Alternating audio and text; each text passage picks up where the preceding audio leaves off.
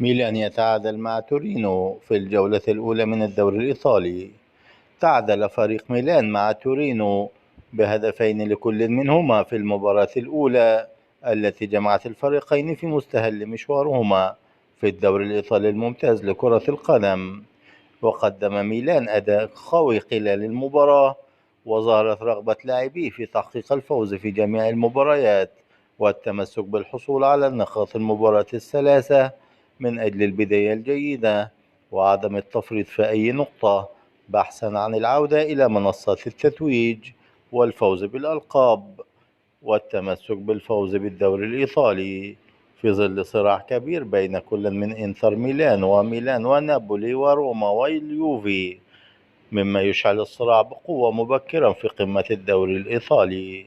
بينما نجح تورينو في العودة للمباراة لتنتهي بالتعادل بينهما في الدوري الإيطالي.